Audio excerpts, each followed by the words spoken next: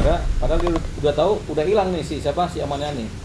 Karena dia lagi melakukan sindiran sebenarnya atau satir. Jadi sebenarnya dia tahu ini nggak bakal ketemu karena sudah hilang kan. Jadi dia bikin sayembara, ya suka-suka KDM aja lah. Kan katanya sudah hilang tahun 2016. Berarti sudah hilang. Berarti keluarganya sudah tahu nih kalau sudah hilang. Jadi nggak perlu bikin laporan polisi lagi.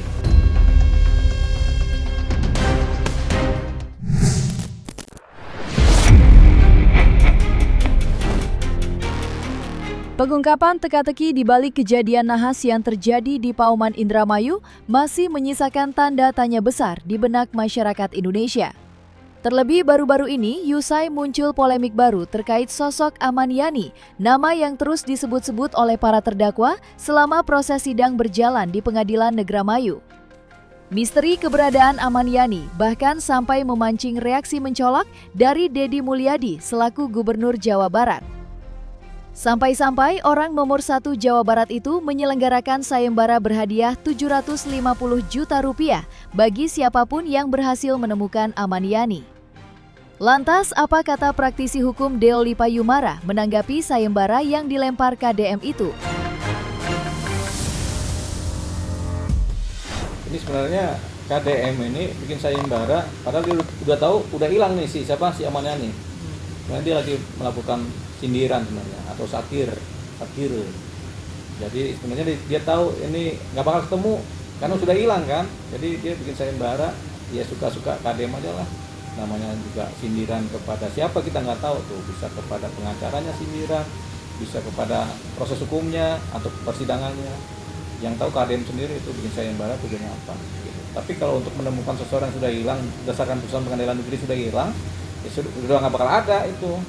Kan katanya sudah hilang tahun 2016. Berarti sudah hilang. Berarti keluarganya sudah tahu nih kalau sudah hilang. Jadi nggak perlu bikin laporan polisi lagi.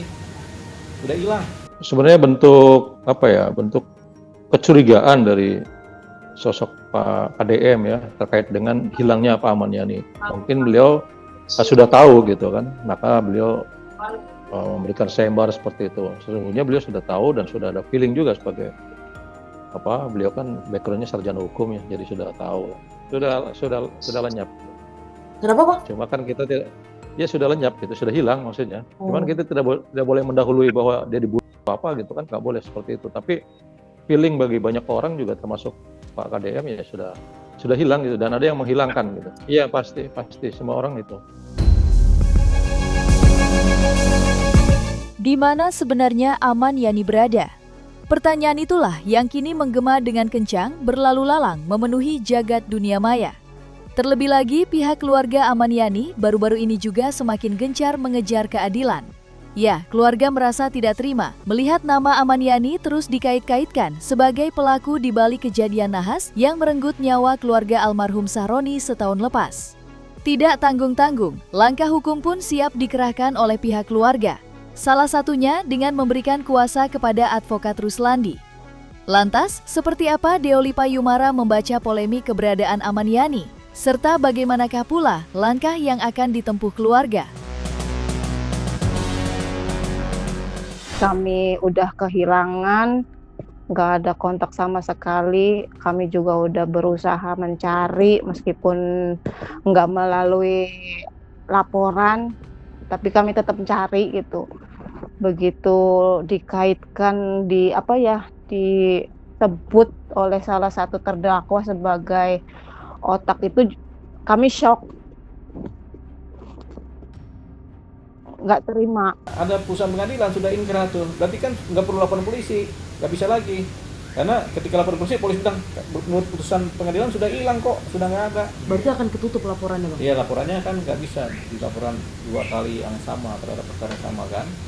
Kan perkara kehilangan sudah inkrah, dibilang lagi, dilaporin lagi, nggak bisa. Itu namanya nebis in idem. Tak sekedar mengais keadilan dengan menempuh langkah hukum, keluarga Aman Yani belakangan ini juga sudah menguak sederet fakta baru yang mengejutkan. Pasalnya, nama terdakwa Ririn Rifanto juga terseret di dalamnya. Menurut keluarga, Aman Yani diketahui terlibat hutang piutang dengan Ririn sebelum dinyatakan hilang di telan bumi selama hampir 1 dekade. Namun mengejutkannya lagi, Ririn pun dikabarkan terus mendatangi keluarga Amaniani dan menagih hutang dengan berlandaskan janji jika dirinya sudah berkomunikasi dengan Amaniani. Sebelum kejadian nahas menimpa keluarga almarhum Saroni, Ririn bahkan sempat memberi desakan untuk mencairkan aset milik Amaniani dengan membawa surat yang dicurigai keasliannya. Lantas, seperti apakah penjelasan pihak kuasa hukum Amaniani? Ya, berbagai spekulasi pengakuan itu di tahun-tahun itu mungkin ya banyak sekali diterima oleh keluarganya gitu. Karena memang ada dana yang cukup besar gitu kan, yang terkait dengan hak dari Pak Amaniani, sehingga berbagai upaya gitu untuk mendekati bagian dari keluarganya.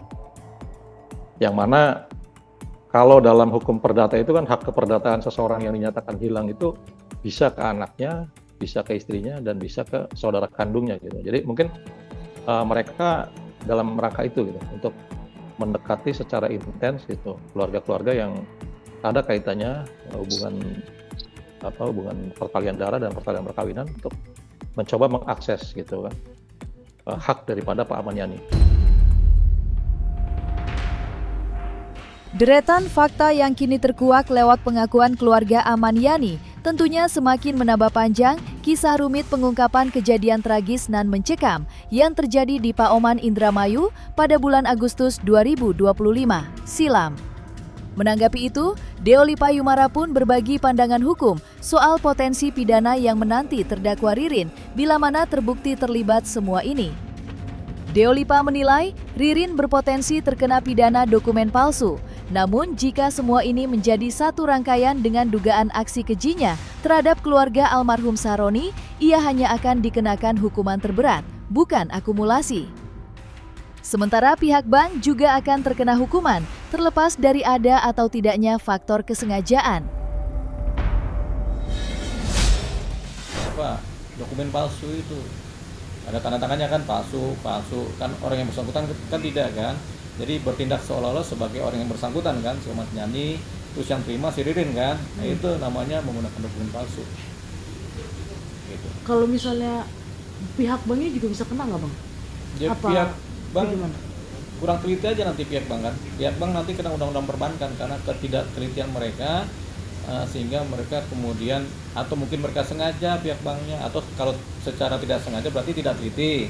Kalau secara sengaja berarti melanggar undang-undang perbankan secara penuh. Begitu. Mereka merekayasa suatu acara-acara perbankan kan, itu pidana. Kalau rangkaiannya adalah dalam satu motif-motifnya kemudian menghasilkan satu peristiwa utama pembunuhan, berarti semua perkara pidananya ini, pasal-pasal pidananya bisa dijadikan satu. Jadi kena pidana ini, kena pidana ini, kena pidana ini, kena pidana ini dengan suatu rangkaian pidana di mana ada ancaman pasal yang paling beratnya. Kan misalnya pencemaran nama baik, ancaman hukumannya sekian tahun. Kemudian pemalsuan dokumen 6 tahun ke atas. Kemudian pembunuhan berencana itu seumur hidup atau hukuman mati. Yang akan dipakai yang paling berat dalam hukum pidana itu. Jadi walaupun tiga-tiganya dituduhkan, tetap ancaman hukumannya adalah yang terberat, yaitu hukuman mati kan. Di lain sisi, drama pencarian fakta di balik kepergian mengenaskan keluarga almarhum Saroni tidak hanya diramaikan dengan kemunculan keluarga Amaniani, tetapi juga karena dua sosok yang dinyatakan sebagai terdakwa kini justru saling serang di hadapan majelis hakim. Baik Ririn maupun Prio sama-sama tak bergeming dan mempertahankan kesaksian masing-masing. Walau pihak JPU sudah menghadirkan 2 rekaman CCTV, Ririn pun tak sedikit pun gentar, sebuah keyakinan yang juga dipegang teguh oleh sang kuasa hukum Tony RM. Kalau memang alat buktinya kuat, hakimnya juga mengadili sesuai dengan alat bukti, fakta-fakta persidangan, keyakinannya itu kan, ya sudah, mau bagaimana lagi. Nah, jadi awas jangan salah dikira saya bela mati-matian pembunuh. Saya juga empati lah sama korban siapapun ya. orangnya, keluarga dibunuh pasti. Cuma jangan sampai juga kan hakim salah memvonis orang gitu loh. Tapi kalau dikawal dengan ketat, kemudian memang faktanya menguat, ya sudah, berarti kan sudah bagus ini pengawalannya kan gitu. Nah, kalaupun masih alat buktinya masih benar menguatkan, ya sudah. Dan sebaliknya kalau memang tidak menguatkan, ya kembalikan lagi kepada hakim. Nah, kalaupun hakim memvonis bebas ya, atau memvonis Ririn tidak terlibat ya, atau apapun itu, ya sudah, nanti kita tunggu putusan hakim dan saya akan hormat pada putusan hakim. Entah akan seperti apa babak akhir dari kisah peradilan yang hampir memakan waktu 1 tahun ini, mengingat perdebatan di dalam ruang sidang berjalan semakin sengit saja.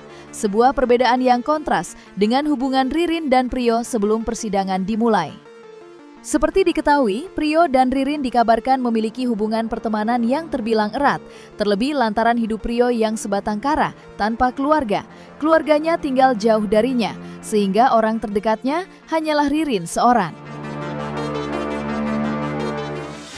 Terdakwa Priyo mengakui bahwa betul palu itulah yang dipergunakan oleh pelaku Ririn dalam menganiaya dan merampas nyawa 5 korban dalam satu keluarga itu. Dan Priyo mengakui bahwa dirinya hanya mengikuti kemauan Ririn karena memang dia merasa takut dan merasa di bawah kendali Ririn dari mulai sejak dia diajak ke rumah Budi. Itu dia menurut saja karena memang di lingkungan pergaulan sosial perumahannya di kompleks Fabri itu, Priyo adalah sosok yang penurut kepada Ririn. Karena Priyo, sebagaimana diketahui banyak orang bahwa Priyo ini sebatang kara dan hidup hanya memperoleh kebaikan dari orang di dalam kompleks itu. Makanya ibu-ibu kompleks juga setiap sidang itu selalu hadir dan memberikan support kepada Priyo gitu, untuk berkata jujur apa adanya gitu. Dan memang Priyo mengakui bahwa selalu membantu perbuatan Ririn di dalam seluruh rangkaian penganiayaan yang menyebabkan 5 nyawa itu melayang.